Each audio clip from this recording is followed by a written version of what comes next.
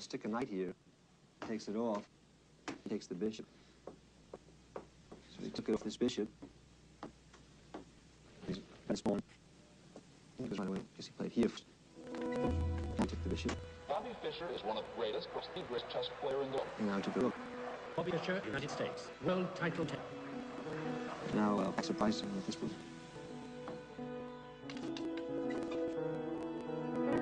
Bobby Fischer is an isolated man. Bobby Fischer is a strange man. People think that there's something wrong with a man. The king moved. A child on a champion. Social life is a vacuum. The most arrogant man you're ever likely to meet. He takes his checked. Looking for Bobby Fischer. Whatever happened to Bobby Fischer? Threatening his pawn, and it's a dead lost game. Bobby Fischer is searching for asylum. Fischer against the world. And here, white resigned.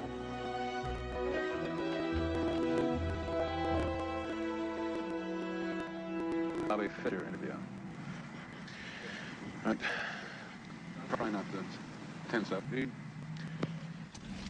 Bobby, you've given virtually your entire life to the world chess. What about Bobby Fischer, the man? What's it like? I don't know, it's pretty, chess and me, it's like it's hard to take them apart, My alter ego, I don't even know. But there are times when you get away from that chessboard. What do you do? I don't do too much at the most. I'm really, type of chess. I intend to exam, just like I get the toughest, basically.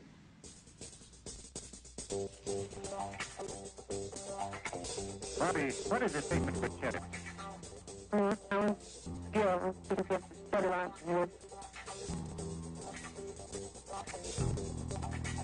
What would ultimately be your work in? You keep it for maybe 20 years or so. 20 years. Fischer in chess. Muhammad Ali, boxing. Fischer beat the Russian. Yes, we'll beat the Russian. Do you honestly think that you probably are the world's greatest chess player? Yeah.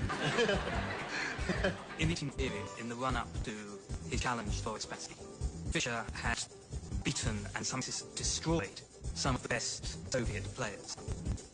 Fischer was wiping away his opposition like flies. He went on a 20-game winning streak, which was unheard of in championship chess. Fischer was examining only the chess book by the world. There's Trump in Northern Ireland, Henry Kissinger shuttling to Vietnam, and in competition, the chess dominates. Moscow today, Soviet Chess Federation called Angry News announced General Order calls 500,000 several Vegas. Bobby Fischer proves to the erratic behavior. Finished off Tigran Petrosian, Soviet Union, a former world champion. The best news story of the day. The victory gave Fischer the right to play the world champion, Boris Husky, another Russian, next spring. We all had hopes. We all wanted him to be world champion. One person he was to beat was Boris Spassky. You said you're entitled, the Russians are holding. You don't like the Russians. The Russians cheated at chess. They thought every way to avoid giving me a chance for a match. They signed my name. And, they just dead afraid, and have been for years. That's the true story. And now you go? I'm going to try it now. The Soviets had been in these tournaments, and I thought it would be for America, for democracy, to have American win.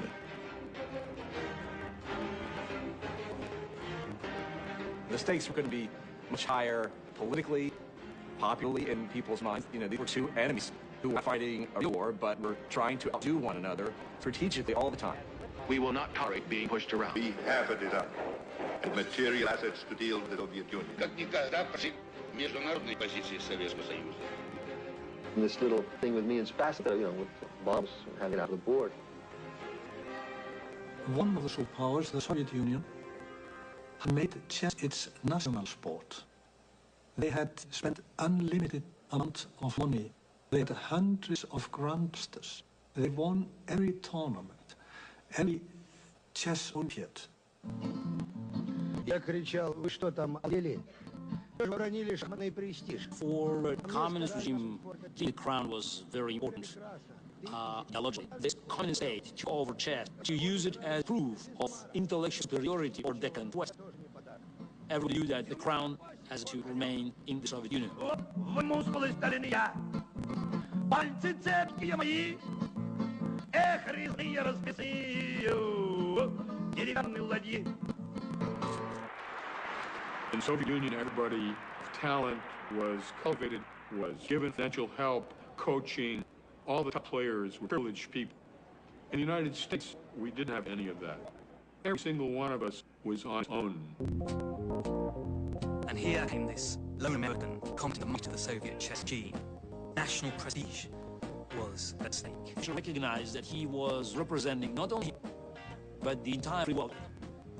I think there was just too much on his shoulders.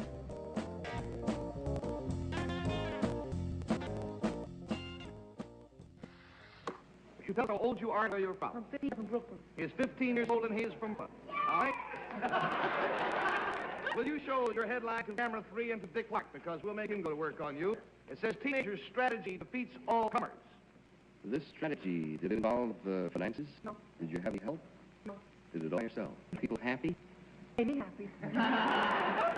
This young man is Bobby Fischer, and already he is the United States chess champion. He's 15 years old and he has defeated the Masters. He is the United States champion in chess. I met Bobby when I was 14 and he was 8 in one of the chess clubs in Manhattan. He was the youngest kid around. He was unassuming, he was well-mannered. He was a nice kid. His mother, Regina, she was a woman who had to work 2 jobs, single mom, supported 2 children, Bobby and Joan. Regina was really the genius of the family. She spoke quite a number of languages, including Russian. She worked as a telegraph operator, a nurse, a welder. She had a PhD in hematology as well. She was an activist, she was a communist, and the FBI files on her are quite extensive. The mother was hounded by the FBI because they thought she was part of the Soviet. This was a period when Jew communists were quite. So his mother denied Jewish. His mother, if he's on the stoop at 6 Lincoln Place for a queue, and somebody would come up and ask him a question, would say, "I have nothing to say to you." That was the proper answer that his mother told him to say.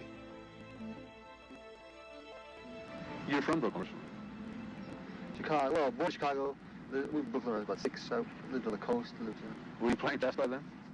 No, I learned in New York, yeah. What age? 6. When did you start to get serious about chess? Oh, when I was mixing. You can think back to your childhood and all the things you did after school and on the weekends, and imagine just filling all that in with chess study, chess lessons, chess practice, chess competition. Sure, Bobby Fischer starts with a very exceptional mind. But genius is not only about particular innate gift for X. Genius is about a desire to do X. It's a willingness to sacrifice. It's about the ability to have kind of obsessive interest in perfecting one's ability to do some task. People whose expertise have looked at classical music composers, at surgeons, at chess players, interested in figuring out what do high achievers have in common. They have always, almost without exception, put in 10,000 hours of deliberate practice first. From very young, he was really living for chess. Even when he was eating, he would always have a chess board with him and studying variations. That love component is such an enormous part of the achievement of any kind of genius, because if it's beautiful, there's no way you can be that obsessed about it. There was nothing else he'd rather do. I started playing games with myself. The white moves and the black moves. Just go on, play the whole game. Eventually, I'd checkmate the other guy. I almost always won. The white comes out with the knight. I started to get worried that it was healthy to be playing by myself all the time. Now, black surprise. Regina was so worried that she decided to take him to a psychiatrist. And the psychiatrist said, "Don't worry, worse thing to be obsessed by than chess."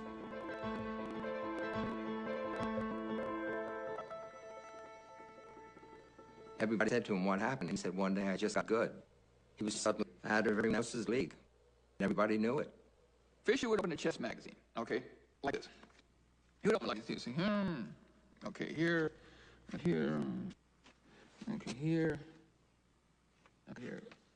Now, it looks like he's just like looking at the pictures, right? That's what you think he's doing. No, he's not doing it. He's playing through the entire game in his head in a few seconds. Every move. He went from being my peer in chess to being the United States chess champion. A quantum leap. That's when he first became famous. This is 1958. No chess player ever made money in those days. And my father basically arranged an exhibition tour of him in which he went from city to city playing anywhere from 4 to 80 people at a time. And I don't know how much he got then, maybe $5 a board.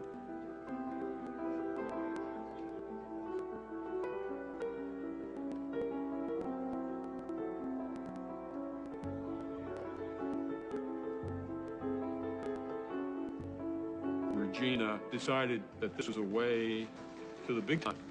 He'd call me up and say, I want Bobby to go on Channel 2 on Sunday, and he won't do it if I ask him, so I want you to tell him. He just wanted to win the game, and she really wanted him to get publicity. Fame is definitely a mixed blessing. Almost everybody would admit that at some point in their life they wish they had it. Once it starts, it's fun. And the fun quickly wears off when you want to be alone, private, and public, if that's impossible. But also, it's horrendous on the psyche for the young. It really distorts the world. He had all these people around who really wanted a piece of him if they only wanted to be in his glow. And people have all kinds of motives, not always in his favor.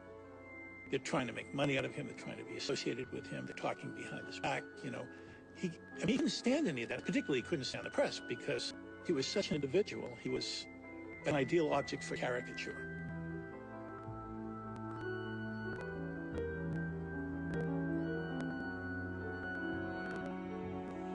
You watch television? No, not much. Very rarely. What? I don't know. I heard that you get little radiation from it. I don't know. I talk with a few scientist friends of mine. They say you do it. You do get a little, but they don't think it's dangerous. What kind of magazines do you like? Well, my favorite magazine is Confidential. I read that all the time. Why do you like that? They've got a lot of inside stories on things like war pollution. It's pretty interesting. I like to read up on that. A lot of things that the government is concealing, you know. Fisher looked at the world his own way. I mean, Bobby was not socialized the way the rest of us were. Every idea he had virtually had to come through his own thinking. In these days, he was unusual, but he hadn't gone off the deep end yet.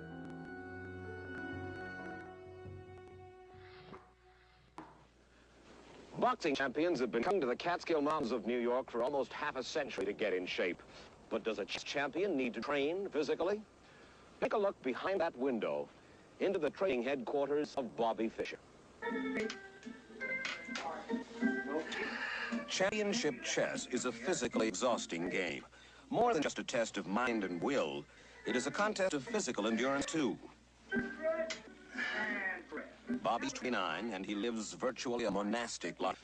He lives alone, always in hotel rooms that seem barely larger than chessboards. A lot of the time, he won't even answer his telephone. The television set is his window on the world. Exercise is part of it. I'm a world-class Olympic-level coach. I'm also a world champion in the bench press, and I train a lot of celebrities, but no one can match the fabulous Bobby Fischer. He was interested in the human body, how it performed, and how it could be more productive. He said, I want you to work on my grip. See this dynamometer? I want to squeeze this thing all the way to the end. I said, the world's strongest man has not squeezed 100 kilograms. He said, I'll squeeze 105. I said, why? When I shake that little Russian's hand, I want him to feel it. I started him off with a little swimming, racquetball, which we were quite good at, a little weight training. And I said, read this after me. I'm a winner, a champion. I'm not a loser. And he says, why'd you put the loser thing there? You know I'm a champion. Bobby is probably the most interesting person I've ever photographed. There he is, there's Bobby. And he said he to hold my breath like this, and it's, you know, it was for his training. He was in training for Spassky. He asked me, what other job do I do? I told him, I've just finished one on the New York Jets. But that was marvelous. He thought he wanted to hear all about it, how they train. And he said, you know, I've got to train like that as well.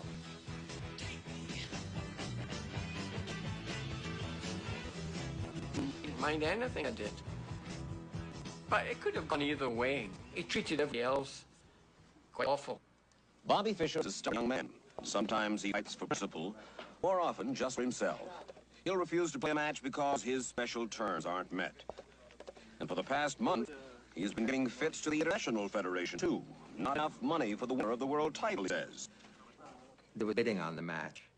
And Iceland got it, I guess, because they put up the highest bid. And Bobby didn't want to play. They said the country's too small. They don't have the facilities. They don't have communication. International Chess Federation wants word by tomorrow morning from Fischer on whether he's agreeable to 24 games in Iceland, and Fischer is taking his time answering. You, as president of the Icelandic Chess Federation, are there times where you have been tempted to say, let's forget all about it?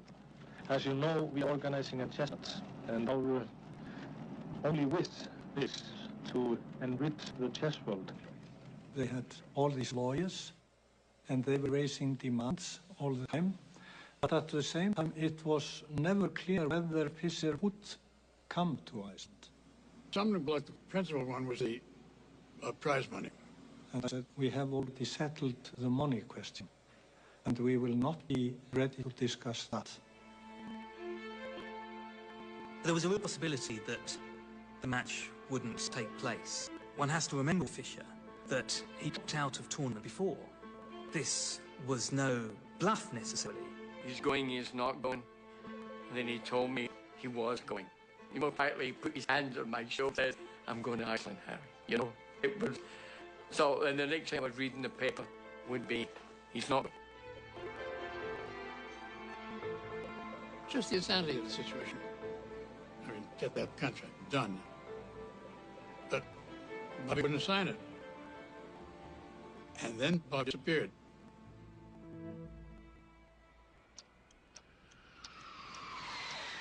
Boris Spassky, the world chess champion, came to Iceland 12 days before the match scheduled to start Sunday. Spassky said he wanted time to get used to the place, without, incidentally, being constantly molested by newsmen. Bobby Fischer was also sensitive about being photographed, sensitive to the point that he kept not showing up.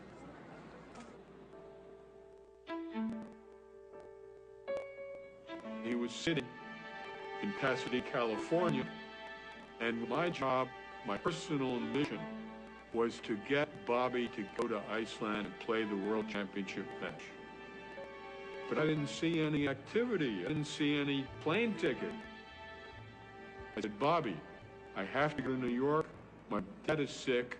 Let's travel together. You'll be that much closer to Iceland. He said, yeah, I think that's a good idea, travel with a friend. Yeah, okay. I was heading him closer to where he had to go. We took him to Kennedy Airport. We were headed for the Icelandic Airlines counter.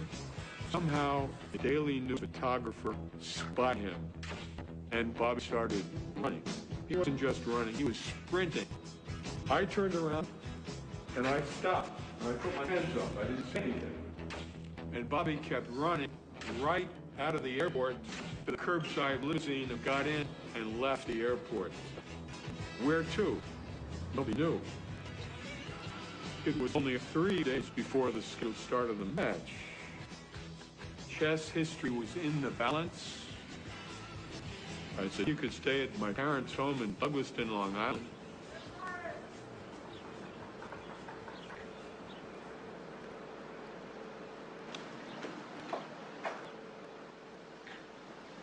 Don't think the bell works. It works. Can I ask what you're here for? Hi, where are you? Hi.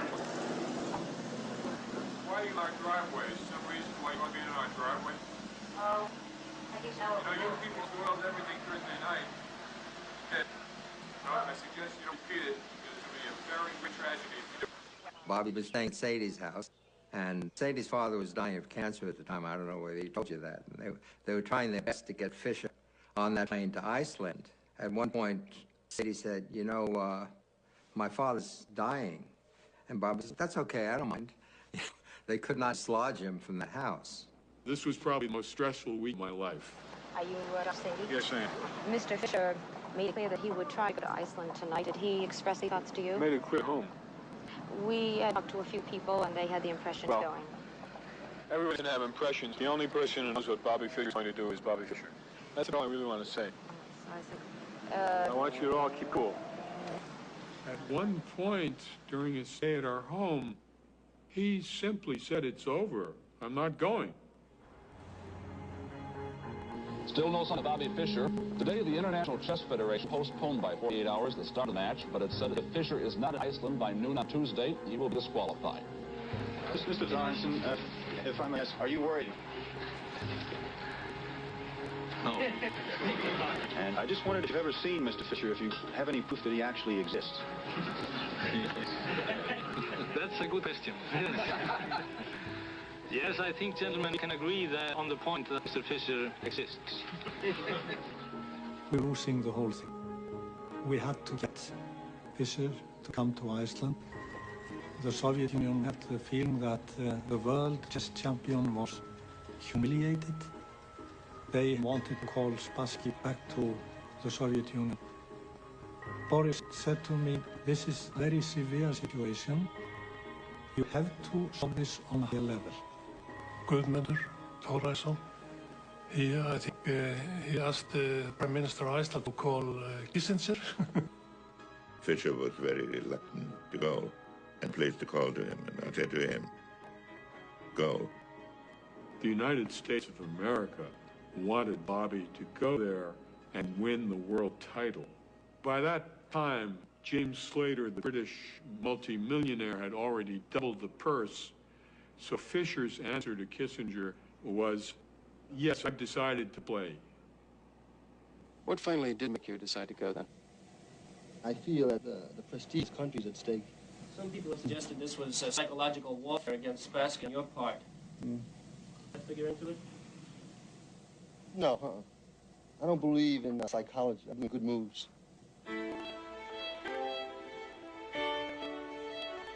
Bobby left New York for Iceland.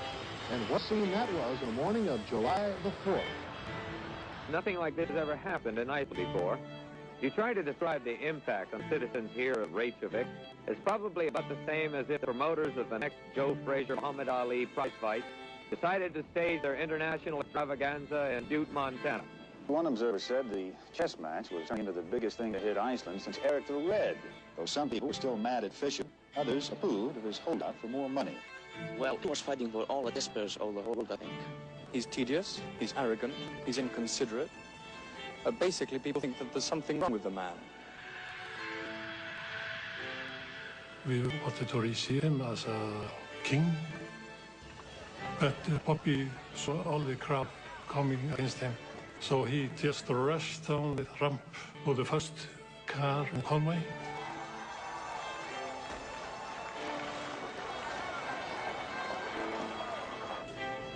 That became his private bodyguard. It was a big moment for me, you know. I was more of a friend than a bodyguard. He was quite a character, you know. He could be gentle, but he could be like a volcano sometimes. And it was better to know when to speak and when to keep quiet, actually. Finally, Bobby showed up in Iceland. Now, is he going to really play for the World Championship?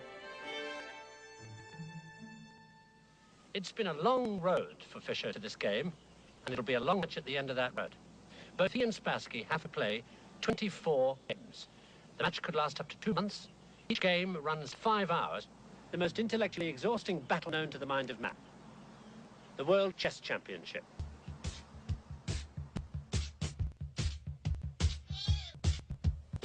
We had the Icelandic government, the Icelandic president, the ambassador of the Soviet Union, the ambassador of the United States, and many foreign guests. The theater was full. Regularly scheduled programs will not be seen this time, so we may bring you the following sports special. ABC Sports presents the World Chess Championship match between Boris Spassky, defending champion from the Soviet Union, and 29-year-old Bobby Fischer, challenger from the United States. It was the Super Bowl. The audiences were gigantic. People stayed home from work. People were lining up in front of TV set apartments. They were squeezed. I swear, they were going the game live. It was important. Let's find out from you, Larry, if there are any late-breaking developments. They might fuss around with the checking, the size of the board and the lighting, but I'm fairly confident the match will start on time. Boris Spassky, the world chess champion, was there with all his assistants. But Fischer was not him. The clock has now been started. It was official 5 o'clock in Reykjavik.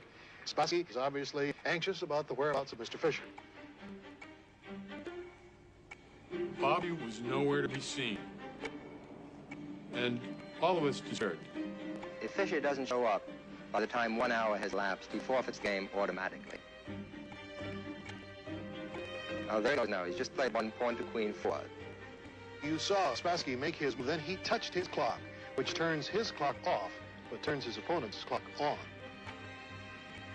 So Fischer's time is now ticking.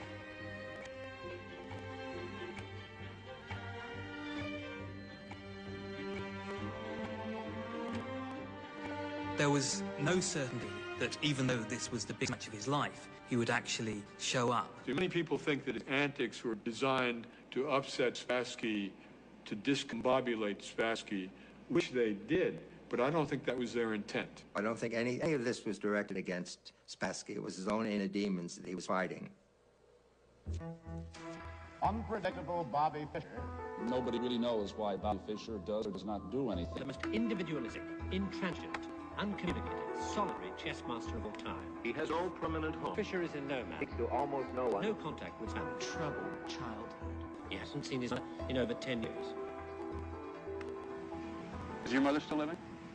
Do you get a chance to hear her very much? I haven't seen her in a few years, yeah. What about your father? No, I don't see him. Are they living together? No, her.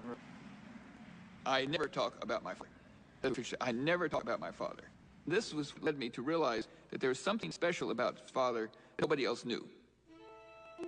Regina Fischer has a 900-page FBI file, and one of the things it reveals is that Bobby Fischer's father was not Gerhard Fischer, as had been supposed and as the family had allowed to be known. In fact, Bobby Fischer's father was a man named Paul Nemenyi. Gerhard Fischer was officially listed on the birth certificate in America.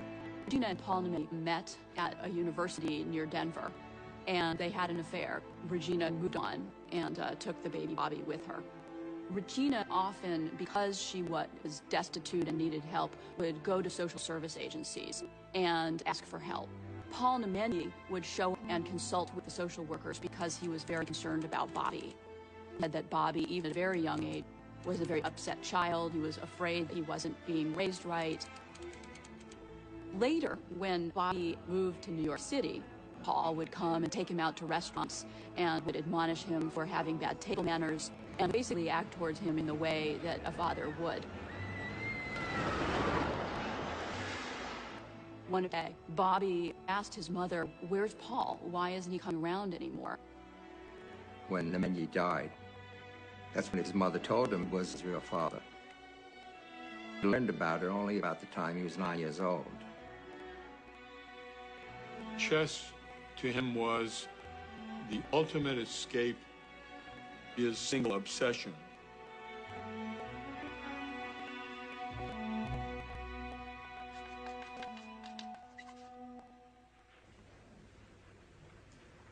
Well, Spassky is waiting.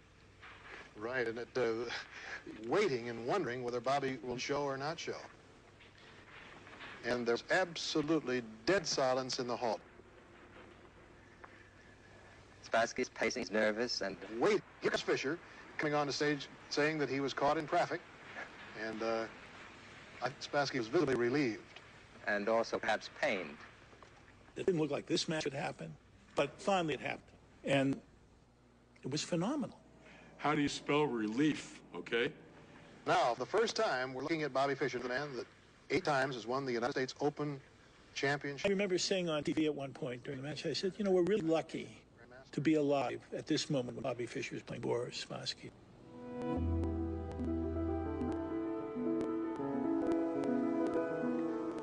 There's his first move, 1 knight, king, bishop, 3. Very non-committal. Now watch, see Fischer turn around here. Yeah. He's checking to see that camera location. And now he goes over to protest those cameras being there. There's Lothar Schmidt in the background. Bobby said, "I feel disturbed. I can't have that, please." Spassky remains serene and imperturbable throughout all this. The first game started out with some minor psychological games in the opening, but then it calmed down, and the position that we reached after 28 moves seemed like a complete draw. It seemed like they're going to agree to a draw shortly and move on to the next game. All the pieces were traded. They got into an end game. Each side had a bishop and a bunch of pawns. It was very easy. It was a dead draw. The position reached a very even position, virtually symmetrical. And Fischer went haywire. He did something that hardly anyone would do except a rank amateur. He grabbed a pawn, allowing his bishop to be trapped. He made a colossal beginner's blunder. He took a pawn which allowed Spassky to trap his bishop. We couldn't believe it. This looks like an error, but there's Fischer playing the move. There must be more to it than that. There must be an explanation. There must be some deep combination that we've missed.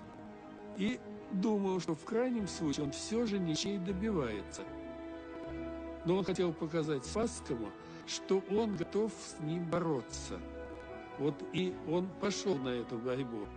Но Фишер ошибся. Bobby saw 6 moves ahead here. When he made the move, he just didn't see 7 moves ahead. White can interpolate a move. He can play bishop to queen 2. Notice that cuts off the escape square. And all that White has to do on the next move is play king to knight 2. The bishop is lost.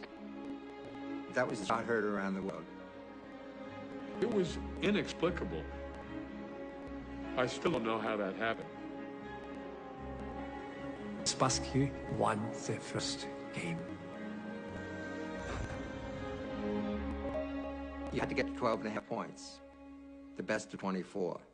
A win is 1, a loss is 0, and a draw is 1/2.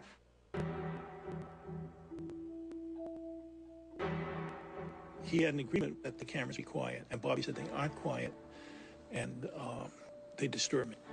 He claimed that the noise from the machines was so high that he couldn't, you see, he couldn't think or concentrate. I believe that, by the way. I think that he had hyperacusis, a medical condition characterized by excessive sensitivity to noise. Fischer said he would boycott the match if the hidden movie cameras are removed from the playing hall. The promoter said the entire financial structure of the match depends on recording and exhibiting the play.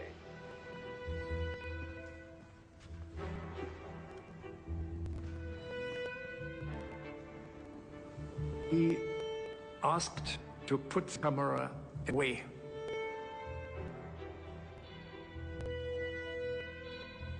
He wanted me to clear the cameras out of the hall. And I said no.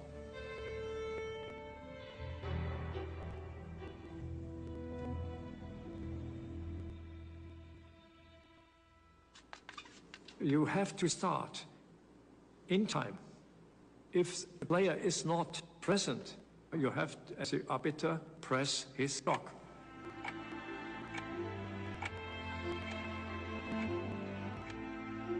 Fischer had been known to quit matches over trivia. So we were afraid that he would just, back home and would be the end of it. Bobby did not show up.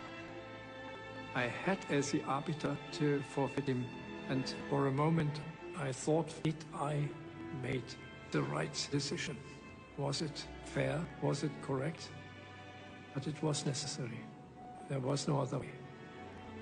This night I remember that I had been woken up by tears in my eyes, that I, as arbiter, had to destroy a genius.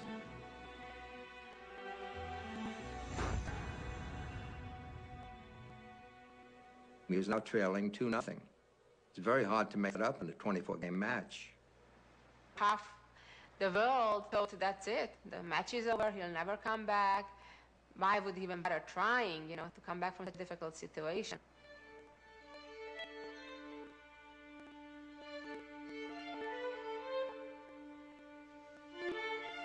During the match, he would knock on my door about 1 or 2 in the morning. We'd just walk and walk.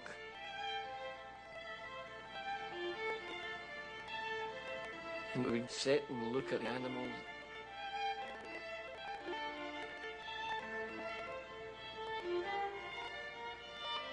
He loved animals. And he would talk about He didn't like to talk about his childhood. It was a bad subject. He did tell me that, like, from the age of 2 or 3, he was left alone all day with his sister. The loneliness. Regina, for all of her gifts, was not a traditional mother. She was a person who moved her kids around from place to place, even every few months when they were really little. There was obvious conflict between Regina and Bobby from an early age. He didn't like have his mother around. She would end up having to send his sister Joan abroad with him on tournaments. He wouldn't play if his mother was along. Regina moved out of the apartment that he shared with her in Brooklyn when he was only 16 years old. He told his mom to leave, I don't know how politely, and she left. In a way, he rejected her because she was so like him, so pushy, so self-centered, so goal-directed. Maybe he was splitting off part of himself. In 1960, Regina went to Europe to get her MD degree, and Bobby would have still been living on Lincoln Place in Brooklyn then. I went to his apartment a couple times, and it was roach-ridden. It was a walk-up tenant. He had chess books all over the place, and he was just in a complete state of disarray. The fact that his mother left him. Think of yourself, if suddenly your father wasn't there and your mother disappeared, said goodbye. How'd you feel? What would have happened to you? Bobby is all chess. I don't play chess, and I don't tend to speak for Bobby. But I feel that whatever I do here, whatever I say to help make the VTIME come to an end more quickly, will help every son, every daughter in the whole world. 1, 2, 3, 4, sign the treaty, end the war. 1, 2, 3, 4, sign the treaty, end the war. 1, 2, 3, 4, sign the treaty. You're not going to believe this, but I'm inside a wind tunnel about 12 feet away from where the players are playing. The problem, of course, is that Fisher has stated that he wants no noise, no disturbance whatsoever. Fisher said, well, I'll continue, but the third game has got to be away from the auditorium inside a sealed room. There's a little ping pong room at the back of the stage. And Spassky agreed. You can't change the location without both sides' permission once a match has started. He could have claimed the match on a forfeit. He didn't have to play in that back room. If he hadn't, Fisher would have not played, and the match would not have continued. Bobby started again to quarrel. No, not this one and not that, etc. And Boris said in this moment, so I retire. I do not want this. This is too much for me. If so, we end the match. The two boys were standing together at the table, and I took them here, both, pressed them down the stool. Now you play. Boris automatically made his first move. The game could still be watched by a closed-circuit TV camera. The audience was in the hall, and they could follow the game move by move.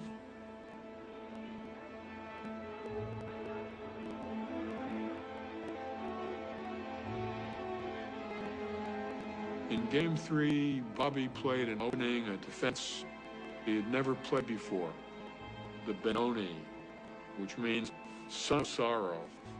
It is so risky, so fraught with danger, that whenever you play that, you're simply saying, we're not going to make a draw. This is win or lose. It's a fight to the death. Bobby moved his knight to the edge of the board. The saying in chess, Ein Springer am Rand bringt Kummer und Schand. A knight on the side I will not abide. It was against principle. It's not considered a good idea because the center of the board typically is the most important battleground, and that's where we want to position our pieces, or at least in a way that our pieces attack the middle of the board. Not only did he move the knight to the side, but it also could have been countered by a bishop, and he would have had a very ugly-looking double pawn way over the side of the board, which is very unaesthetic, let's say. Spassky is literally sitting on the edge of the chair, which seems a little more lax than Spassky. Spassky is very tense. More tense than you've seen him? Yes. I think you feel that he may be game. He may be what? Maybe losing a game. I see. Spassky obviously had spent that much time studying this kind of position because the move was, or the idea was relatively rare. So that put already Spassky in a difficult psychological position. Spassky did not find the best continuation and was consistently outplayed until Fischer won his first game of his life against Spassky. He was on the scoreboard.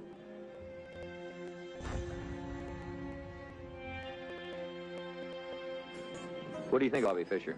I like him. I like style. Are you following the games? Yes, I am. American chess players are behind Bobby 100%, and they're all anxious to see him get in there and win the championship. Do you think that Fischer will win for the first time over the Russian champion? I think Fischer will win because he's for $200,000. But if Spassky wins, most of the money will go to the Russian government. People sat in bars betting on what the next move is going to be, the way to bet on whether it's going to be hit in a baseball game. That's when chess really exploded.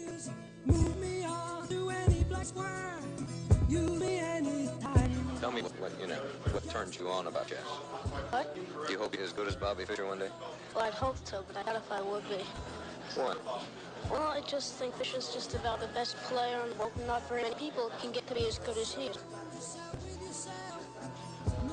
We're watching the looming presence of Boris Spassky and Bobby Fischer, as sketched by realiTIME, noted artist and a familiar face to the wide world. Leroy is here with me at the Wide World studio in New York, and he's going to be sharing some of the artistic impressions with us in just a minute.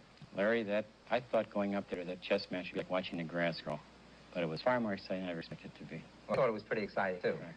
It was just like the Ali Fraser fight all over again. This is Bobby Fischer leaving the hotel for the fight like a matador leaving the Palace Hotel in Madrid. On stage, the tension is developing. It's a real fight. That's when he's the fighter. And this right hand is like it struck and drew blood in Spassky.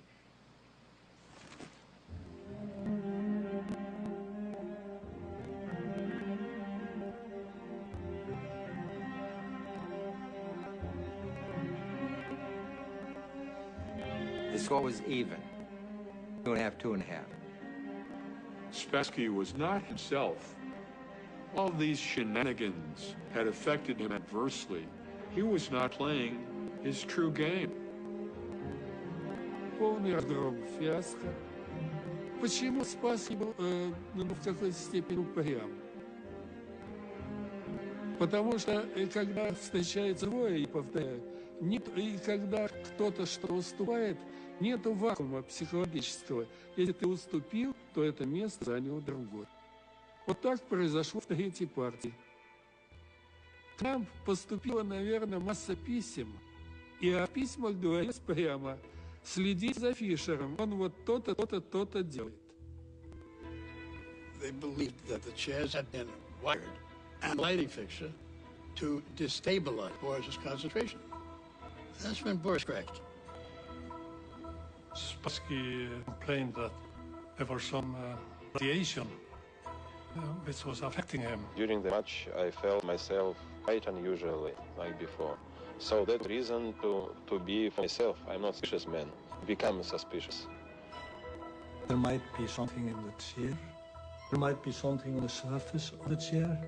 There might be something in the light.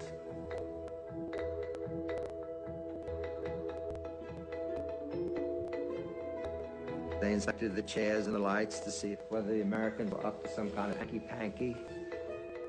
They found 2 dead flies, and that was it.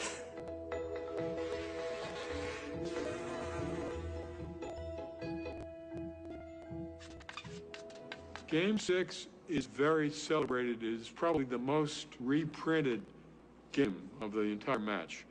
It was like a symphony of placid beauty. Right on the first move, Bobby Fischer came up with a major surprise to the entire world. He almost always starts the game with moving the pawn in front of his king 2 pawns up with e4. Что он был очень постоянен. Ел манную кашу и яйцо в смятку и чашку кофе, то он продолжал это в течение многих лет. То он из турнира в турнир продолжал это играть. And in this game, everybody's shocked. He started with English winning by playing c4. Spassky's preparation was out the window. I'm sure he prepared for many things, but not this. Fischer did not play his usual game. He played a different kind of game, a placid, positional, slowly building up game, where he deprived Spassky of mobility, pushed him back where pieces could not do anything.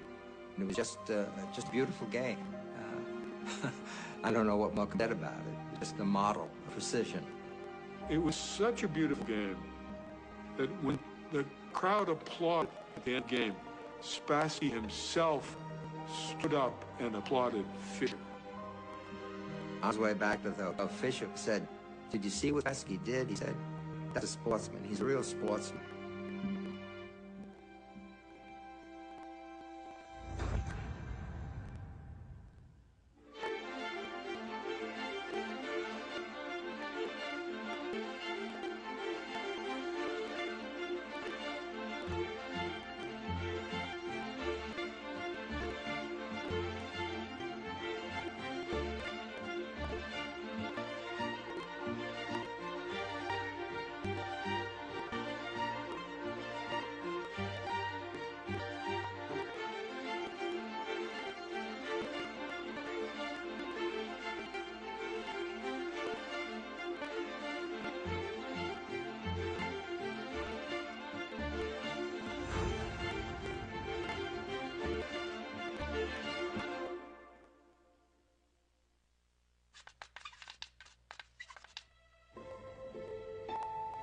Game 21 reached move 40, the move at which the game was adjourned for the two players to go and hit.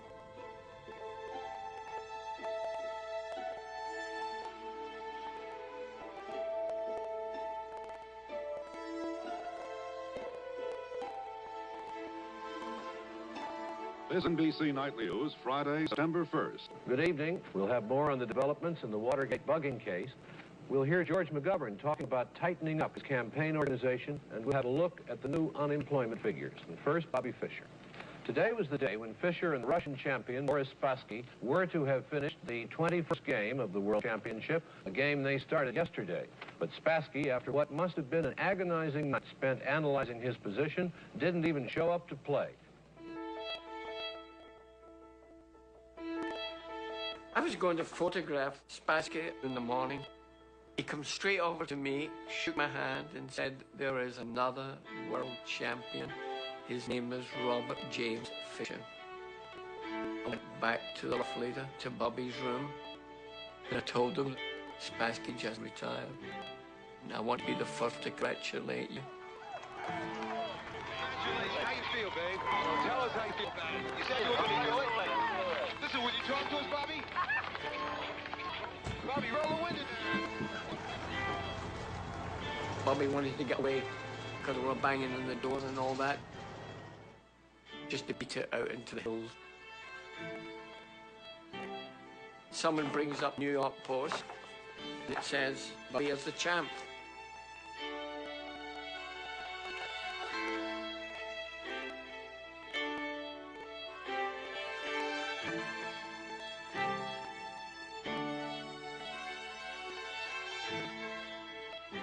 His mother had said to him when she saw she couldn't separate him from chess, she said, "Okay, go play chess. When that's over, you can start your life. You can do something important." NBC News correspondent Dick Schaap was in Iceland today, and here's what Fischer said.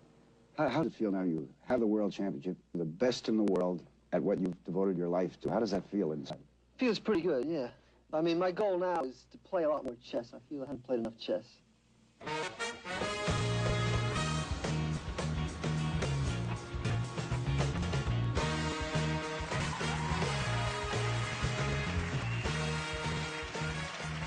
How did it feel inside? All this was taken May. Well, did you ever thought of anything like that? No, I never thought this was going to happen with chess. I just hope this keeps on. I just had a premonition that something awful was going to happen to him. I didn't know what it would be, but I didn't feel good about it. One of Fischer's problems was that after the match, he was supposedly better known by the population of the world, anyone except for Jesus Christ. And he was a guy who treasured his privacy. he had a problem.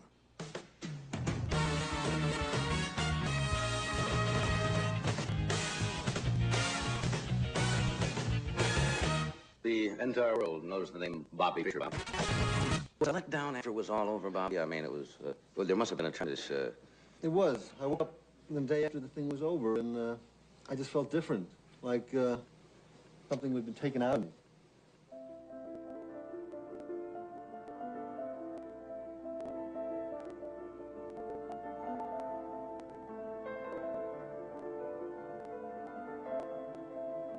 He didn't really, after he went, know what he wanted to do with his life. He reached an end point when he was 29. He was 29 years old, and he hadn't had childhood.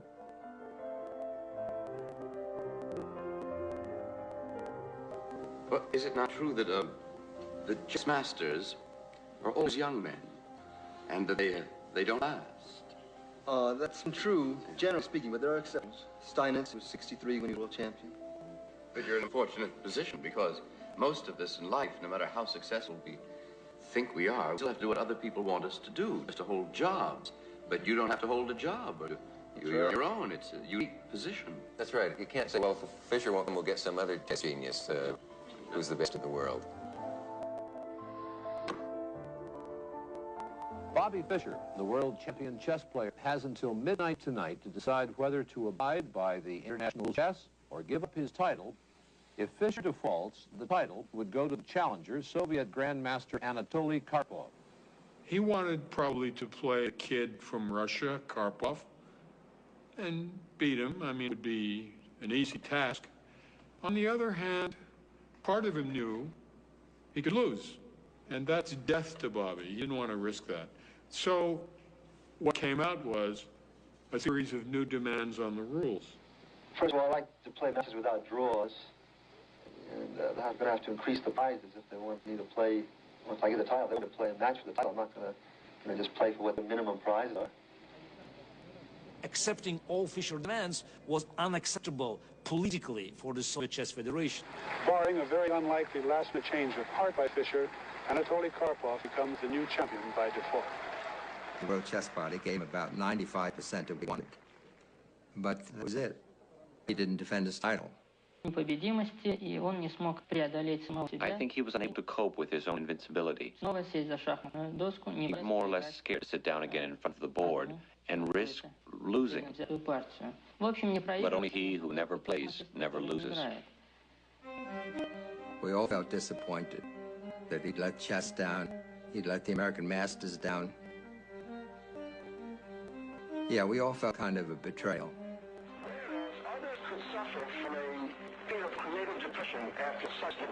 I went out to California on a job, phoned Bobby, picked him up in Pasadena, where he was staying, some cult place he was staying. And he would talk about nuclear disarmament, our capabilities in ICBMs and that, you know. And that would go about an hour and a half. This one is the World Church of God. Bobby had been involved with the Church of God since 1962. And after he won the championship, the church was providing him with a place. Worldwide Church of God was a group of people that believed in fundamental principles of the Bible. Some people would probably call us fundamentalists. That will bring on the great tribulation, and that will end in the second coming of Christ, the end of this present civilization. Basically, that's the pen coming Christ.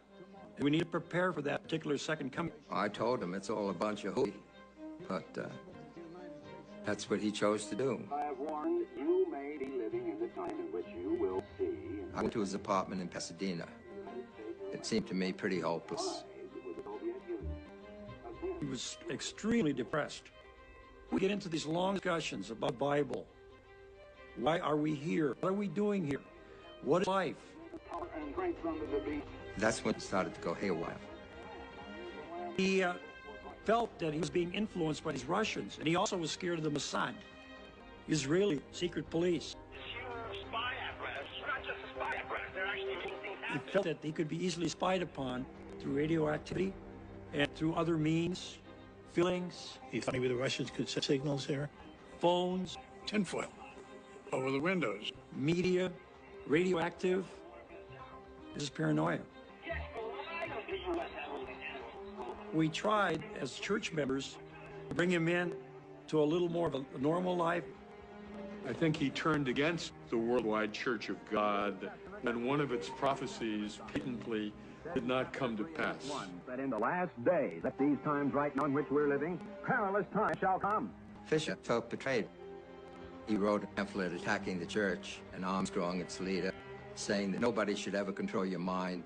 I was never a member of the Church of God. Absolutely not true. It's a lie.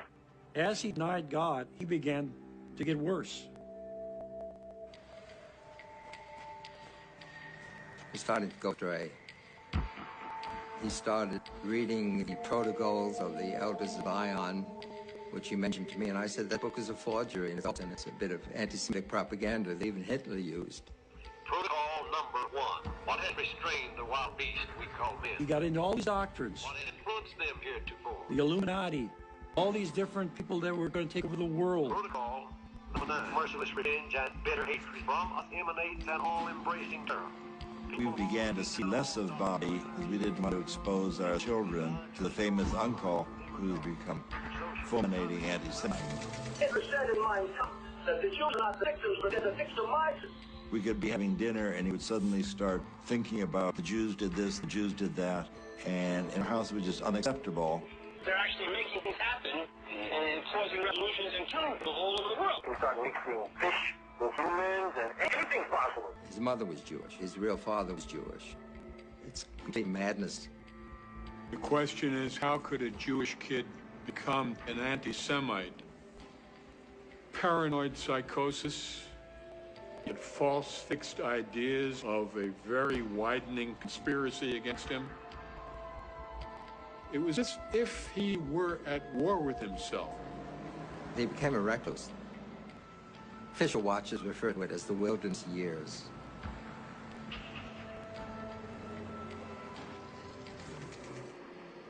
Where's Bobby these days? Bobby's at home. We're in New York. Well, I don't think that I want to get onto the subject of Bobby. You know how Bobby feels about it. Last conversation we had enraged him. If you don't play chess, there will soon come a time when no one will ask you to play chess. He thought that was unacceptable. And that was the end of our relationship. If you look throughout history, there have been a disproportionate number of extremely talented chess players who've also had serious psychological issues. You are putting yourself in a world that is infinite. It's abstract. You are, in essence, reshaping your mind. If you understand that in the first move of a chess game, each player has 20 possible moves. If you multiply 20 by 20, that means there are 400 different possible chess positions after the first move. The tree comes with a lot of branches, you know, that you start with one move, and on that one move there are several options, and all of a sudden it becomes a jungle. The number of options that theoretically can occur in the game of chess is something like 10 with 45 zero. It's like the number of atoms in the solar system. You're trying to anticipate what your opponent might do, and you don't know what he might do, so you're thinking of all the different possibilities. A chess player is paranoid on board, but then you take that paranoia to real life, it doesn't play so well. You end up seeing your real world according to the confines of chess. There were some that came to sit in. I mean, we like to think just because they didn't. An individual with an unbalanced tendency, by becoming a chess monomaniac, will himself over the Yeah, we have some examples where people of exceptional abilities were infected by this mental illness. Victor Korchnoi claimed to have played a match with a dead man and even provided the moves. Rubinstein. Rubinstein jumped out the window because the fly was after him. Steinitz in late life thought he was playing chess by wireless with God Almighty, and had better God Almighty. Carlos, sorry. Carlos goes off on a bus. And the probably greatest name, greatest impact on the game of chess in the 19th century belonged to an American, Paul Morphy. Unfortunately, there's some resemblance with Fisher. Paul Morphy was an American player who stunned the world with his chess play. And then at age 26, He wandered the streets aimlessly, he muttered to himself, he became a paranoid schizophrenic. His tour in Europe in 1858, 1859 was one of the most forgettable events in the history of chess, and then Morphy stopped playing chess. There are many similarities between Morphy and Fischer. People are always going to put their names together. They both gave up him at the height of their powers. And disappeared into a world of neurosis, of psychosis.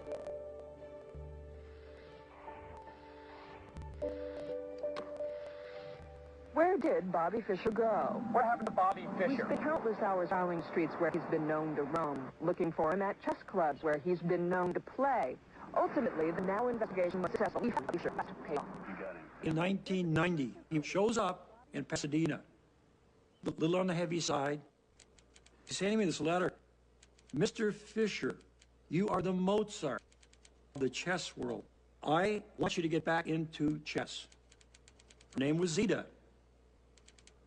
I wonder what she looks like, Harry. All of a sudden, he's romantically entwined. She got him off all his rationalizations why he couldn't play chess anymore. And she set up the tournament. After an A4 slot, it was 19-year-old Hungarian chess player Zita Rajcsani who brought Fischer back to chess. Do you think he's still as handsome now? What do you think? As a result of their meeting, Zita rushed off to arrange for his comeback. The chess world was shaken today with news that an old legend lives, apparently ready to risk himself in public again. Headlines around the world announced he'd signed a contract to play a rematch with his old run rival from Iceland, Boris Spassky. I was in the chess. Everybody's waiting for him to play for 20 years. I mean, month to month, year after year, there were these stories. He's negotiating this, someone tries this for him. How did he play? He was playing, it was trumpeted as return world championship match. This is a typical question from Mr. Roger Cohen of the New York Times. If you beat Spassky, would you go on to challenge Kasparov for a world championship? Can he read what it says behind there?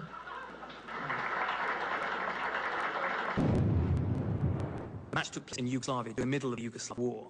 And by participating, Fischer broke a UN-backed embargo. The U.S. government sent him a letter and said, don't play. If you do, you're going to go to jail. This is reply to I have to defend my title here. That's painful.